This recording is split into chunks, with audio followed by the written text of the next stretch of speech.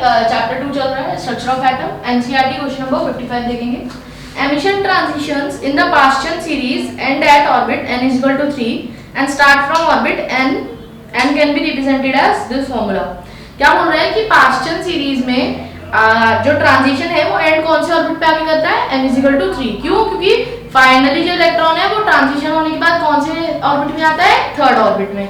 तो और एक फॉर्मूला दिया हुआ है, ये किस चीज का फॉर्मूला है, फ्रीक्वेंसी का, कि nu is equal to 3.29 into 10 raised to the power 15, और इसलिए यहाँ पे हर्ट्ज भी लिखा है ब्रैकेट में, 1/3 स्क्वायर माइनस 1/n स्क्वायर। अब हमारे से क्या बोला है कि calculate the value of n if the transition is observed as 1285 nanometre. क्या बोला है, 12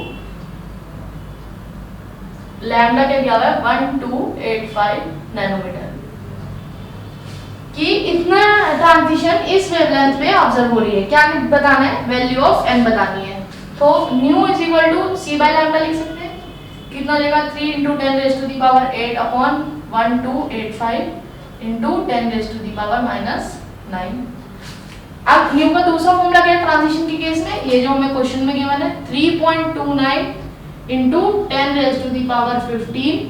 अब ये जो फॉर्मूला है ये बुक में और कहीं नहीं है, ये क्वेश्चन में गिवन है। तो मे भी हो सकता है इस वैसे ऐसा हुआ नहीं है आज तक, पर मे भी हो सकता है कि इस फॉर्मूले के ऊपर बेस्ड कोई और नया क्वेश्चन आ जाए एग्जाम में, तो ये फॉर्मूला भी अपनी फॉर्मूला कॉपी में ऐड कर लेंगे। और एक और मेरी क्या रिकमेंडेशन है कि इस चैप्टर के लिए स्पेशली एक फॉर्मूला शीट बना ले, जिस शीट पे सारे फॉर्मूले एक साथ लिखे होंगे ताकि फॉर्मूले रिवाइज करने में हमें आसानी हो पेपर के टाइम पे।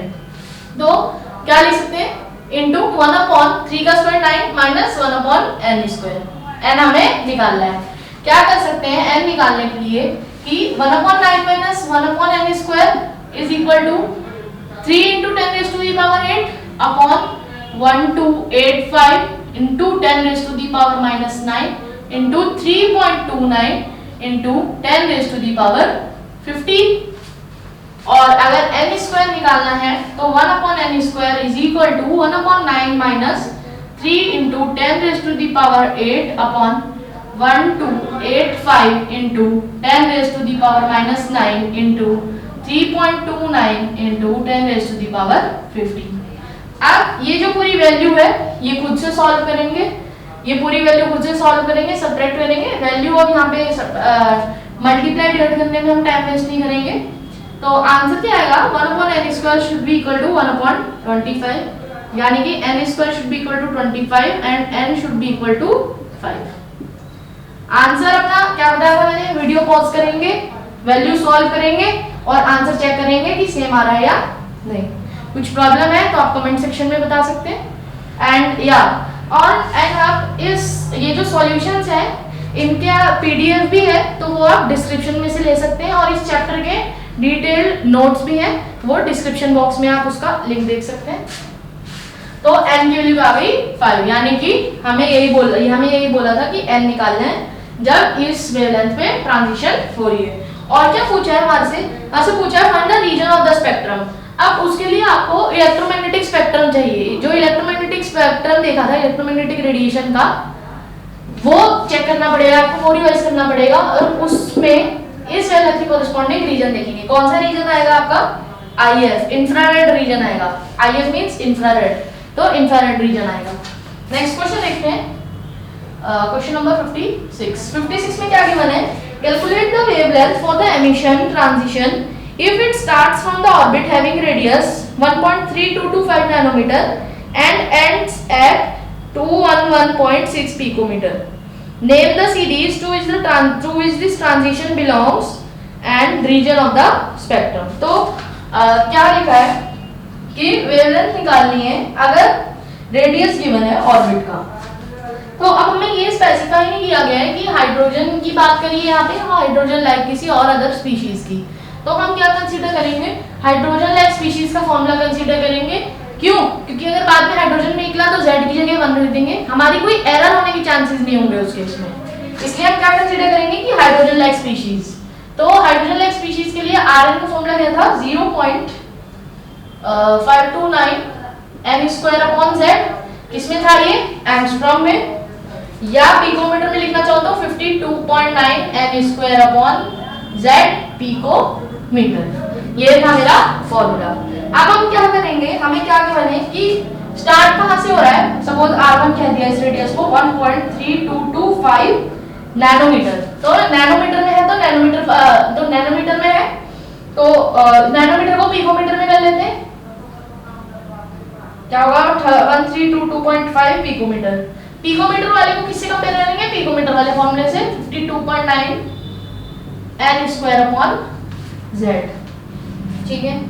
तो ये फॉर्मूला हम क्यों कंसीडर करते हैं, हम आगे चल के देखेंगे कि हो सकता है हमें कुछ क्वेश्चन में बाद में कुछ गिवन हो एलिमेंट के बारे में कोई चीज, कोई मतलब इंफॉर्मेशन। सेकंड क्या है 211.6 पिकोमीटर, इसको 520, ये तो ऑलरेडी पिकोमीटर में n स्क्वायर बाय z से कंपेयर कर देंगे। अब हमें क्योंकि क्वेश्चन में और कोई चीज गिवन नहीं है और कोई इंफॉर्मेशन गिवन नहीं है एलिमेंट के बारे में, तो हम क्या करेंगे, अब हम ये कंसीडर करेंगे कि हाइड्रोजन एटम की बात करी जा रही है, तो हाइड्रोजन एटम की बात करी जा रही है तो क्या करेंगे, क्या हो जाएगा, z हमारा 1 हो जाएगा, तो z हमारा 1 हो जाएगा, तो इसको हटा देते हैं। अब क्या हम n की वैल्यू निकाल सकते हैं इस वाली इक्वेशन से और इस वाली इक्वेशन से, दोनों केस में सपोज ये आपका n1 है, ये आपका n2 है, तो n1 और n2 की वैल्यू आ जाएगी कैसे, n1 की वैल्यू आएगी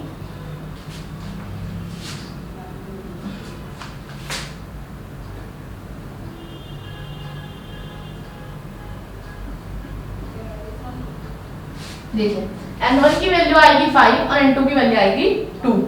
फिर भी एक बार क्रॉस चेक कर लेते हैं to be on the safer side, क्योंकि मैंने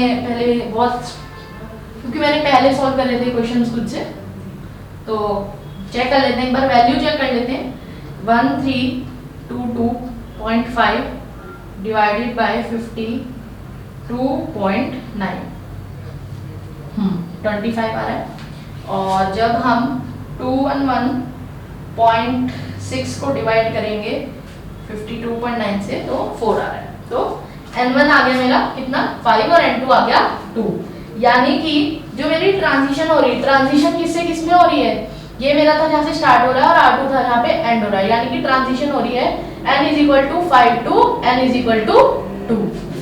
ये मेरे को पता लग गया कि क्या ट्रांजिशन कहाँ से कहाँ पर हो रही है। क्वेश्चन में क्या पूछा था, सीरीज पूछी थी जिसमें ट्रांजिशन बिलोंग कर रही है, तो सीरीज कौन सी होगी, बाल्मर, क्योंकि फाइनली सेकंड ऑर्बिट में जा रहा है, तो सीरीज कौन सी होगी, बाल्मर। और क्या पूछा था, region of spectrum Balmer, visible region होता है बाल्मर, तो विजिबल रीजन। एक लास्ट पार्ट हमारा क्वेश्चन का बचा है, हमारे से वेवलेंथ पूछी है, तो वेवलेंथ निकाल लेते हैं 1/λ = 10, या इसको 10 की पावर में लिख लेते हैं तो इजी रहता है सॉल्व करना, 1.097 into 10⁻⁷। अभी 10⁻⁷ है मतलब वैल्यू किसमें, मीटर्स में, 1/2 का स्क्वायर माइनस 1/5 का स्क्वायर, फाइनल का स्क्वायर माइनस इनिशियल का स्क्वायर, तो 1/λ कितना आ गया, या हम डायरेक्ट वेवलेंथ ही निकाल लेते हैं। अब ब्रैकेट सॉल्व कर लेते हैं पहले, ब्रैकेट कितना आएगा, ब्रैकेट सॉल्व करेंगे तो 1/4 माइनस 1/25, और आपका एलसीएम आ जाएगा 100, 25 माइनस 4 कितना आ गया 21/100, और 100 है तो ये पावर माइनस हो जाएगी 10 की पावर 5 × 21। अब मेरे को वेवलेंथ निकालनी है तो इसका रेसिप्रोकल ले लेंगे 1.097 × 10⁵ × 21 का, तो वैल्यू चेक करेंगे सभी लोग कितनी आएगी, 434 × 10⁻⁻9 मीटर, या ऐसा क्या कह सकते हैं 434 नैनोमीटर। ये आ रही मेरी wavelength of this transition. Next question देखते हैं,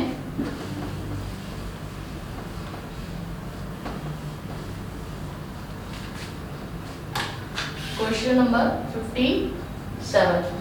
57 में क्या गिवन है, dual behaviour of matter proposed by de Broglie lead to the discovery of electron microscope. ठीक है, ये एक कहानी सी दी हुई क्वेश्चन में, velocity of this electron in this microscope, तो वेलोसिटी दी हुई है 1.6 × 10⁻⁶ metre per second, D Broglie wavelength associated with this electron निकालनी सिंपल है, फॉर्मूला लगा देंगे lambda is equal to h/mv और क्या डी ब्रॉगली वेवलेंथ की निकालनी है 6.626 10⁻⁻34 मास इलेक्ट्रॉन का 9.11 into 10⁻⁻31 वेलोसिटी 1.6 into 10⁻6 गिवन है।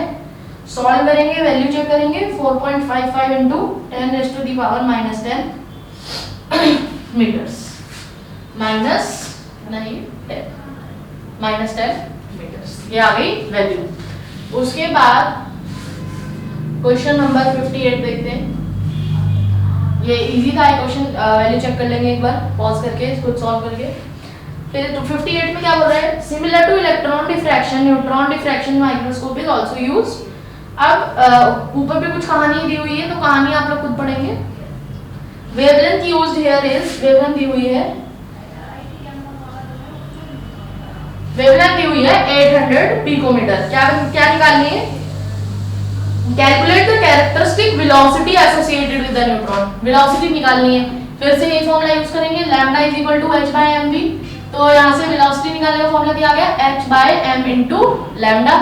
तो वेलोसिटी कितनी हो गई 6.626 into 10⁻⁻34 बाय क्यों, क्योंकि फिर से क्या है यहाँ पर यहाँ हाँ, और एक बात और ध्यान रखनी है कि यहाँ पर हम बात न्यूट्रॉन की कर रहे हैं, यानी कि इलेक्ट्रॉन की नहीं कर रहे हैं। यहाँ पर हम बात किसकी कर रहे हैं, न्यूट्रॉन की। तो मास किसका लेंगे, मास ऑफ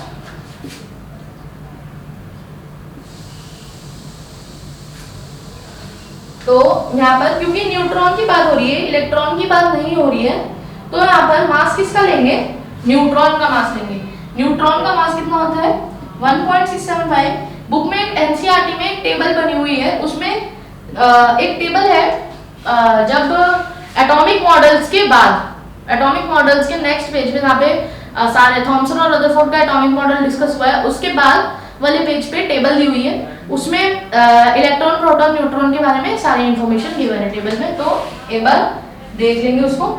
तो केजी में गिवन है ये मास, तो वैल्यू यूनिट हम यहाँ से डालेंगे। और वेवलेंथ कितनी गिवन है 800 पिकोमीटर, यानी कि 10⁻12 मीटर। तो वेलोसिटी कितनी देगी 4.94 into 10⁻4 मीटर पर सेकंड। वैल्यू एक बार क्रॉस चेक करेंगे।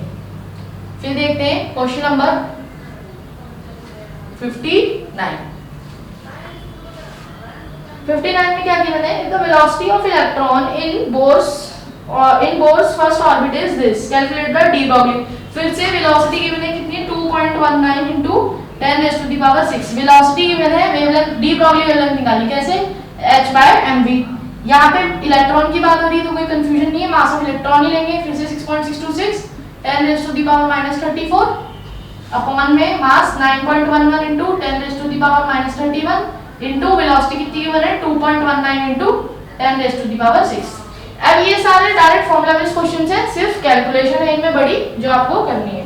तो वेवलेंथ कितनी आ जाएगी 3.32 into 10⁻⁻10 मीटर। ठीक है, क्रॉस चेक कर लेंगे एक बार, वीडियो पॉज करके खुद से सॉल्व करके वैल्यू चेक करेंगे आ रही है सेम या नहीं। नेक्स्ट क्वेश्चन देखेंगे इसके बाद।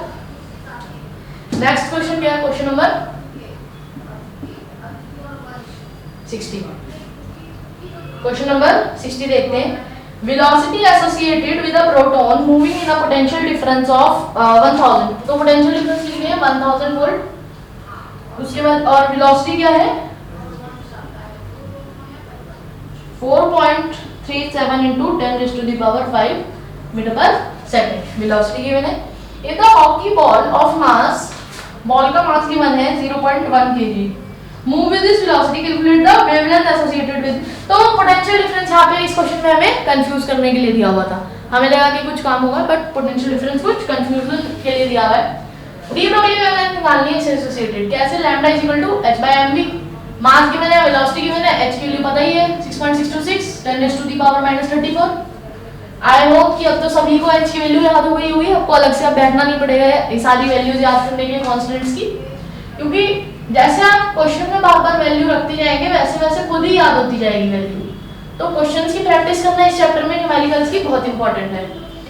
तो क्वेश्चन नंबर 60 देख लेते हैं हम। आंसर क्या आएगा, 1.516 into 10 raised to the power minus 28 metre, 10 raised to minus 28। फिर से क्या करेंगे, वीडियो पॉज करेंगे, वैल्यू सॉल्व करके खुद से चेक करेंगे। क्वेश्चन नंबर 61 देखते हैं।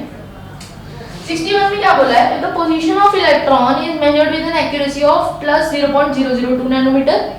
Calculate the uncertainty in the momentum of electron. Suppose momentum of electron is h by 4 pi into 0.05।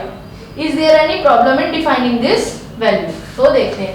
तो डेल्टा x कितना गिवन है हमको, अनसर्टेनिटी पोजीशन इतना नैनोमीटर, यानी कि 0.002 into 10 raised to the power minus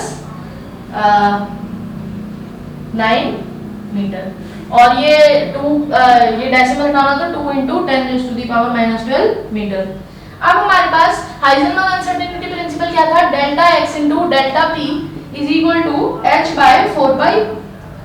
तो डेल्टा p यानी कि अनसर्टेनिटी मोमेंटम कितनी आ गई, h by 4 pi into delta x। तो कैलकुलेट कर लेंगे, 6.626 into 10 raised to the power minus 34 by 4 into 3.14 into 2 into 10 raised to the power minus 12। Delta x हमें question में गिवन है। तो ये डेल्टा p कितना आ गया, 2.638 into 10 raised to the power minus 23 kg metre पर सेकंड। ये आ गई अनसर्टेनिटी इन मोमेंटम। अब एक्चुअल मोमेंटम p ले लेते हैं। क्या गिवन है क्वेश्चन में, h upon 4 pi into 0.05 nanometre given है ये। तो इस नैनोमीटर की वैल्यू को मीटर में कन्वर्ट करेंगे तो क्या हो जाएगा, 5 into 10 raised to the power minus 11। Check कर लेंगे, एक कॉर्नर में खुद से लिखकर स्टेप वाइज कन्वर्ट करेंगे तो इजी रहेगा। एक्चुअल मोमेंटम की लेवल कैलकुलेट कर लेते हैं, 6.626 into 10 raised to the power minus 34 upon 4 into 3.14 into 5 into 10 raised to the power minus 11। तो एक्चुअल मोमेंटम कितना हो जाएगा आपका, ये हमने क्यों चेंज करा है क्वेश्चन में, ये मैंने क्योंकि नैनोमीटर में हम और बाकी सारी वैल्यूज हम ले रहे हैं ऐसा यूनिट में। तो एक्चुअल मोमेंटम आएगा 1.055 into 10 raised to the power minus 24 kg metre पर सेकंड। अब देखिए, जो टोटल मोमेंटम है उसकी वैल्यू कम है किससे, अनसर्टेनिटी मोमेंटम में, अनसर्टेनिटी मोमेंटम से। अनसर्टेनिटी में कितनी पावर है, 10 raised to the power minus 23, और एक्चुअल मोमेंटम की 10 raised to the power minus 24। तो नेगेटिव पावर जितनी ज्यादा होगी उतना वैल्यू आंसर कम आता रहेगा, यानी कि अनसर्टेनिटी ज्यादा है एक्चुअल वैल्यू से। इसका मतलब ये जो मेरी एक्चुअल मोमेंटम की वैल्यू है ये करेक्ट नहीं है, क्यों, क्योंकि इससे ज्यादा तो अनसर्टेनिटी है। चलिए नेक्स्ट क्वेश्चन देखते हैं, question number 62।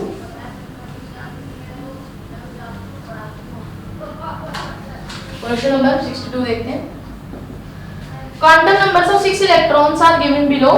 Arrange them in order of increasing energies. If any of these combinations have same energy, तो बताना है।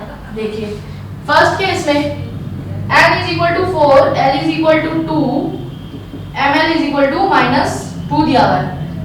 तो हम पहले ये लिख लेते हैं कि कौन कौन सा ऑर्बिटल इसमें डिफाइंड है। तो L2 मतलब D 4D। सेकंड पार्ट में क्या देना है, L is equal to 3, L is equal to 2 यानी कि 3D। थर्ड पार्ट की बात करेंगे तो N is equal to 4, L is equal to 1 यानी कि 4P। फिर फोर्थ पार्ट में 3D हो जाएगा फिर से। फिफ्थ पार्ट देखेंगे तो 3P हो जाएगा, और सिक्स्थ पार्ट देखेंगे तो 4P हो जाएगा। अब देखिए तो N प्लस L रूल लगाएंगे यहाँ पर और देख लेंगे कि किसकी वैल्यू ज्यादा है और किसकी वैल्यू कम है। तो वैल्यू किस ऑर्डर में आएगी, 3P एंड देन 3D की वैल्यू किसके इक्वल होगी, 3D के इक्वल, क्योंकि 3D है। फोर्थ सेकंड और फोर्थ केस में वैल्यू सेम आएगी, और सिक्स्थ केस 4P और थर्ड 4P, क्योंकि ये 4P एक ही बात है।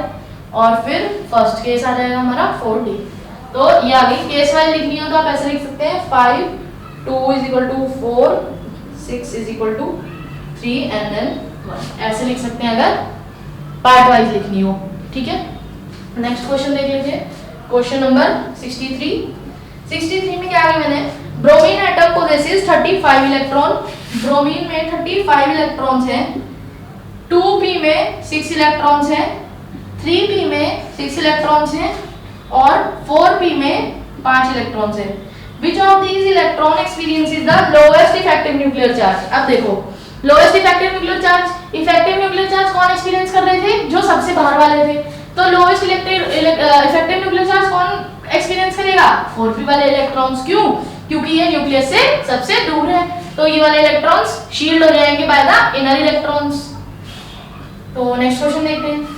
क्यों? क्योंकि ये सबसे दूर है। नेक्स्ट क्वेश्चन में क्या गिवन है? Among the following pairs of orbitals, which orbital will experience the larger effective nuclear charge? First case में क्या गिवन है? 2s and 3s। Larger effective nuclear charge यानी कि न्यूक्लियस का ज्यादा चार्ज कौन एक्सपीरियंस करेगा? जो न्यूक्लियस के ज्यादा पास होगा वो ज्यादा चार्ज एक्सपीरियंस करेगा। तो इस केस में 2s ज्यादा पास है 3s से, 2s न्यूक्लियस के ज्यादा पास है तो 2s ज्यादा इफेक्टिव न्यूक्लियर चार्ज एक्सपीरियंस करेगा। सेकंड केस में क्या गिवन है? 4d 4f। अब 4d सेम, क्यों? क्योंकि 4d न्यूक्लियस के ज्यादा पास है। Third case 3d and 3p, तो यहाँ पे 3p ज्यादा करेगा। क्यों? क्योंकि 3p न्यूक्लियस के ज्यादा पास है, इसलिए। लास्ट क्वेश्चन देखते हैं, क्वेश्चन नंबर 66। एक मिनट, 60 कौन सा देख देते हैं हम भी।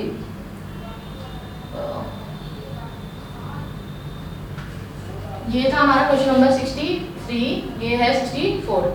तो क्वेश्चन नंबर 65 देखेंगे फटाफट। क्वेश्चन नंबर 65 देखेंगे। 65 में क्या बोला है? The unpaired electrons in aluminium and silicon are present in 3p। Which electrons with experience more effective nuclear charge from nucleus. अब देखो कि कौन से इलेक्ट्रॉन्स ज्यादा इफेक्टिव न्यूक्लियर चार्ज एक्सपीरियंस करेंगे, जिस भी एलिमेंट में ज्यादा पॉजिटिव चार्ज है न्यूक्लियस में। देखो सिलिकॉन का एटॉमिक नंबर 14 यानी कि +14 चार्ज है, एल्यूमिनियम का 13 होता है +13। तो सिलिकॉन का न्यूक्लियर चार्ज +14 है, एल्यूमिनियम से ज्यादा है, ठीक है। तो यानी कि जो अनपेयर्ड इलेक्ट्रॉन सिलिकॉन में होंगे, सिलिकॉन के अनपेयर्ड इलेक्ट्रॉन ज्यादा इफेक्टिव न्यूक्लियर चार्ज एक्सपीरियंस करेंगे एल्यूमिनियम के रिस्पेक्ट में। अगर सेम ऑर्बिटल में की बात कर रहे हैं, 3p की बात कर रहे हैं, तो ज्यादा कौन करेगा? जिसमें ज्यादा न्यूक्लियर, जिसके न्यूक्लियस में ज्यादा पॉजिटिव चार्ज है। सिलिकॉन में ज्यादा पॉजिटिव चार्ज है तो सिलिकॉन के अनपेयर्ड इलेक्ट्रॉन्स ज्यादा इफेक्टिव न्यूक्लियर चार्ज एक्सपीरियंस करेंगे। लास्ट क्वेश्चन देखते हैं finally. Indicate the number of unpaired electrons. अब अनपेयर्ड इलेक्ट्रॉन्स बताने हैं फास्फोरस में। 1s2 इलेक्ट्रॉनिक कॉन्फ़िगरेशन लिखेंगे, 15 एटॉमिक नंबर है। 1s2 2s2 2p6 3s2 और 3p3 है। और p ऑर्बिटल में कैसे होंगे इलेक्ट्रॉन्स? ऐसे करके, यानी कि अनपेयर्ड इलेक्ट्रॉन्स कितने हैं? 3। सेकंड पार्ट, सिलिकॉन का एटॉमिक नंबर 14, तो आउटर शेल इलेक्ट्रॉनिक कॉन्फ़िगरेशन लिख देते हैं 3s2 3p2। तो p में 2 ही होंगे यहाँ पे, तो 2 अनपेयर्ड इलेक्ट्रॉन्स, ठीक है। फिर क्रोमियम का एटॉमिक नंबर 24, इसकी आउटर शेल इलेक्ट्रॉनिक कॉन्फ़िगरेशन क्या होगी? 3p6 3d5 4s1। अब देखिए हाफ फील्ड d था, 5 हंड्स रूल है क्योंकि 5 d में होंगे ऐसे अनपेयर्ड और एक अनपेयर्ड 4s में होगा, तो टोटल कितने होंगे अनपेयर्ड? 6। फिर d part iron 26, outer shell electronic configuration क्या होती है आयरन की? 3d6 4s2। अब 4s में तो 2 ही है तो पेयर्ड होंगे। 3d6 की बात करें तो कैसे होंगे? 1 2 3 4 5 एंड 6। अनपेयर्ड कितने हैं? 4, ठीक है। फिर last part krypton 36 atomic number. तो ये तो नोबल गैस होती है क्रिप्टन, और नोबल गैस में हमें पता है कि कोई भी फ्री इलेक्ट्रॉन नहीं होता। तो हमारी जो क्रिप्टन है, krypton is a noble gas. Krypton हमारी नोबल गैस है, तो नोबल गैस में कोई भी फ्री इलेक्ट्रॉन अनपेयर्ड इलेक्ट्रॉन नहीं होता, इसलिए वो किसी और के साथ रिएक्ट नहीं करते थे, यहाँ पे 0। अब देखिए ये जो हमने इलेक्ट्रॉनिक कॉन्फ़िगरेशंस लिखी हैं, हमने कैसे लिखी है? जैसे फास्फोरस की लिखी है। इधर इस साइड देखते हैं दोबारा।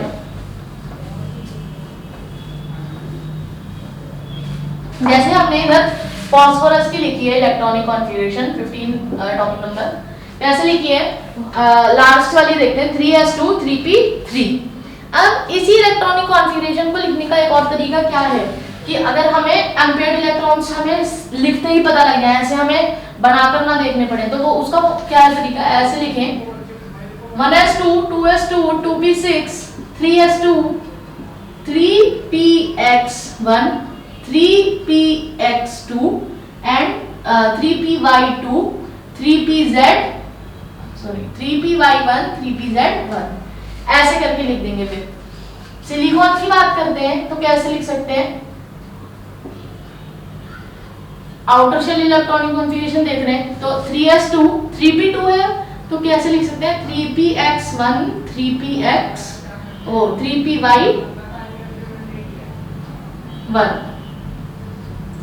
फिर हम ऐसी बात करें क्रिप्टन की, एटॉमिक नंबर 24, इसकी क्या है 3d5 4s1 है आउटर शेल इलेक्ट्रॉनिक कॉन्फ़िगरेशन।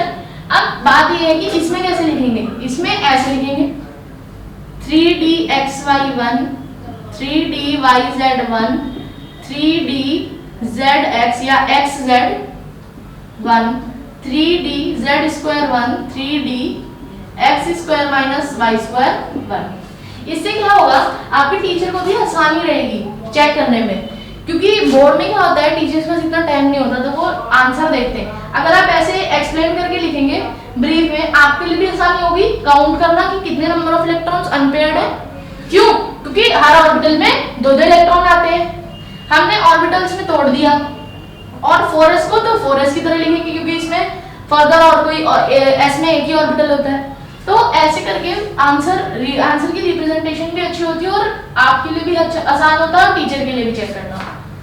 जैसे अगर हम डी पार्ट आयरन की बात करें 26 एटॉमिक नंबर 3d6 4s2 है, इसको कैसे लिखेंगे 3dxy2 3dyz1 3dxz1 3dx2 y2 1 3dz2 1 फिर 4s2 ऐसे करके लिख सकते हैं। यहाँ पे हमें दिख रहा है इस ऑर्बिटल में 2 इलेक्ट्रॉन्स कंप्लीट फुली फिल हो गया ऑर्बिटल, यानी कि काउंट करना तो एक ही ऑर्बिटल इन चारों ऑर्बिटल्स में अनपेयर्ड इलेक्ट्रॉन्स है, तो डायरेक्ट काउंट कर लिया 4। क्रिप्टन की तो लिखने की जरूरत ही नहीं है, क्यों, लिखना चाहे तो लिख भी सकते हैं 36 एटॉमिक नंबर इलेक्ट्रॉनिक कॉन्फ़िगरेशन लिखना सिखाया ही है, बट हमें क्योंकि पता है ऑलरेडी कि ये नोबल गैस है तो सिर्फ इसमें ये लिख सकते हैं कि since we know that krypton is a noble gas so it has a fully filled electronic configuration, hence krypton does not have any unpaired electron. अब ये हम क्यों लिख रहे हैं, अगर हमें प्रैक्टिस में नहीं है 36 एटॉमिक नंबर की, मतलब इतने ज्यादा इलेक्ट्रॉन्स की इलेक्ट्रॉनिक कॉन्फ़िगरेशन लिखने की हमें प्रैक्टिस नहीं है। क्यों, क्योंकि जो मेन जो प्रॉब्लम्स शुरू होती हैं वो कहाँ से शुरू होती हैं, वो शुरू होती है मेन प्रॉब्लम 3D से, कि 3D से पहले 4s भरेगा, फिर 4p भर गया तो उसके बाद 5s भरेगा, उसके बाद 4d भरेगा। तो जैसे जैसे इलेक्ट्रॉन्स बढ़ते जाते हैं वैसे वैसे इलेक्ट्रॉनिक कॉन्फ़िगरेशन की मतलब डिफिकल्टी भी बढ़ती जाती है। तो हम अपना काम क्यों बढ़ाएं, काम भी बढ़ेगा और एरर्स होने के चांसेस भी बढ़ेंगे। हमें एरर्स होने के चांसेस को मिनिमाइज करना है, हमें क्वेश्चन को इस तरीके से सॉल्व करना है कि हमारे एरर्स जो हैं वो मिनिमम हो।